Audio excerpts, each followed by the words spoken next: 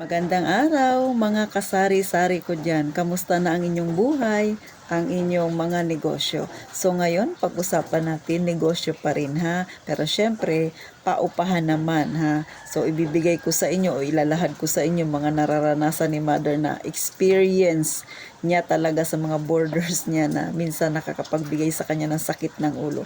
Sa mga wala pang boarding house dyan at gustong ito yung kanilang maging negosyo, pag-isipan ninyong mabuti. Pero syempre, sa totoo lang, maganda naman talaga ang boarding house, lalo na kung ikaw ay medyo may edad na, kasi hindi mo kailangang mahirapan, o di ba? Tamang pag nagkausap mo yung papasok na magiging boarders mo, ilalatag mo sa kanya yung mga mga bawal at hindi bawal, yung mga kanyang gagawin, okay na yun, nakapag-down na siya, okay na yun. Tsaka lalo na kung nakuha mong yung uupa sa kwarto, okay naman, hindi ka mamumroblema sa paniningil. So walang okay yun, di ba? Pero minsan ang hindi maganda sa totoo lang, number one na nagiging sakit ng ulo sa may mga boarding house, makakuha ka ng makunat. So meron talaga yan. Kung sa tindahan merong makunat magbayad, sa boarding house meron din yan, makunat. Kunwari katulad kay Mother, unang buwan hanggang 2 buwan okay magbayad.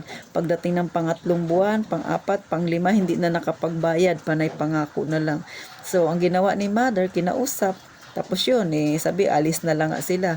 Pero syempre, 4 na buwan yata hindi niya nabayaran. Tapos inangako babayaran niya raw. Para maniwala yung landlady, iniwan niya yung iilan niyang gamit. So ngayon, sa totoo lang, 1 taon na ang nakalipas, hindi na bumalik. At yung mga gamit na iniwan niya, andyan, nakatambak. O di ba, ginawa ka pa niyang bodega. So isa yan sa magiging sakit ninyo ng ulo, mga kasari, yung makakuha kayo ng borders na makunat. So ano pa ba? Ano pa yung mga magiging problema ninyo? Makakuha kayo ng nagbo-board na maingay. O di ba, yung tipong walang pakialam sa mga katabi niya. Pati ikaw, katulad sa Mother ko, isang compound kami. Syempre, nababantayan talaga namin sila. Ayan, minsan nagdadala ng bisita kahit sinabi mo na dapat hanggang alas 9 lang, ganun. Yung talagang meron talagang matigas ang ulo. Ganon mga kasari. Isa rin yun sa magiging sakit mo ng ulo. O ano pa, katulad ng kay Mother, ang sabi niya, syempre, ang boarding house kasi ni Mother, ang style nun ay kwarto lang. Pagpasok mo, may isang higaan, tapos may mesa, at saka upuan, at saka maliit na lababo. Pang mga estudyante lang talaga kadalasan ang nagbo-board, at minsan naman yung mga nagtatrabaho. So, hindi kami tumatanggap ng may anak kasi nga maingay, dagdag sa ingay, dagdag sa magulo, lalo sa CR, madumi. So, ganon, iniiwasan namin ng ganon yon. So, karamihan ay mga nag-aaral at saka mga nagtatrabaho. So, hindi maiwasan na sinabi mo sa kanya, libre yun, kasi kay Mother ko ay libre yung tubig. So, ang babayaran lang nila yung ilaw. Pero yung ilaw nila, may kontador silang sarili. So, hindi na mo problema na kung ano pa man. Kasi sila, alam nila kung ilan yung magagamit nila. Pero, pagdating sa tubig, ang libre ay ligo lang at saka sa lababo. Pag naglaba ka, meron kaming jetmatic or bomba. Kasi nga, dati noon, nung nagkaroon ng El Nino, pinagawa yung bomba na yan. So, ngayon, nagagamit pa rin namin siya at saka okay talaga yung tubig niya, malinaw. So, imbis doon maglaba, ang nangyayari, doon naglalaba sa may loob ng kwarto niya. O, syempre, lalaki ang konsumo ng iyong tubig. O, diba? Magkano lang ang singil ni Mother? 2,000 lang sa isang kwarto. Di luging-lugi ka, diba, mga kasari? So, isa yan sa dagdag konsumisyon at sakit ng ulo mo pag ikaw ay may boarding house. Kay Mother nga, ilang kwarto lang yung kanya, di ba? Tapos ito pa, syempre pag nag-uupa ka, ang binabayaran mo lang naman doon yung space, di ba? Na tinutulugan mo, di ba? Ay kay Mother, pati yung mga basura ng borders niya, siya nagtatapon. Sa totoo lang, dito sa amin, sa barangay namin, may mga schedule ang basura. Pwede naman silang gumising na, itapon nila yung basura nila pagka-schedule. Pero ang nangyayari, yung dalawang matanda pa yung nagtatapon ng basura.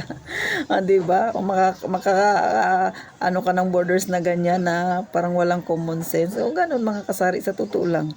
Ako naging borders din ako, pero hindi ako ganun sa landlady ko, kasi alam ko yung binayaran ko yung kwarto lang. So ibig sabihin yung mga kalat ko, yung mga basura ko, problema ko yun. Pero hindi ko binibigay sa sa landlady ko. Yung kalat ko ako mismo nagtatapon, yung mga dala-dala kong mga kung ano-ano diyan, 'di ba? Yung kay mother ganon, siya nagtatapon ng basura kasi yung lagayan niya sa sako nasa labas lang.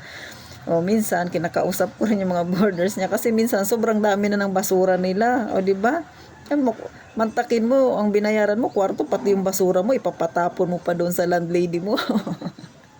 Oh, sa totoo lang nakakatawa 'di ba mga kasari? Pero totoo 'yan, nangyayari 'yan. Kaya sa mga wala pa diyang na negosyo na boarding house at ito yung balak nilang gawin, isa 'yan sa magiging problema ninyo. Okay lang kung hindi kayo doon nakatira sa lugar na 'yon. Kumbaga panay paupahan lang at kayo ay nakahiwalay, o 'di ba? Talaga namang sila yung magtatapon ng kanilang kalat. Kung katulad sa amin, isang compound kami. So kitang-kita talaga namin lahat diyan. Ay nako, at marami pa talagang nagiging problema minsan mga kasari ha. Minsan kung katulad dati may boarders kami rin na mag-asawa, live-in partner. Yung isa ay lesbian, yung isa ay dalawa sila pares babae, basta yun.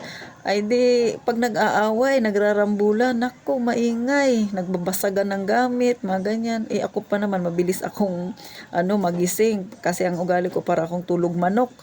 Katabi ko silang kwarto, diyan sila umuupa sa likod lang ng kwarto ko na yun. Ay nako, hindi ako nakatiis talaga naman. Kinabukasan kinausap ko kasi napuyat ako sa gawa nila.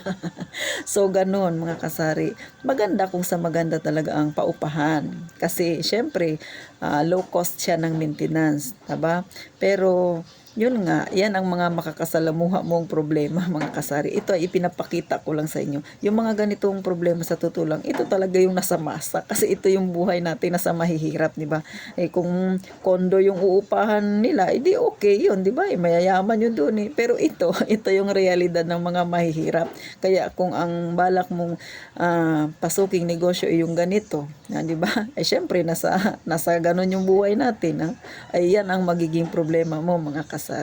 Pero kung sa maganda siya, lalo kung makakuha ka ng nag-uupa sa'yo na okay naman magbayad, malinis sa area, di ba? Wala kang magiging problema at hindi talaga pasaway. So okay na okay yun.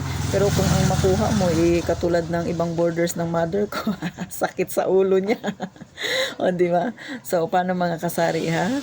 Natawa ba kayo? Pero realidad yan mga kasari.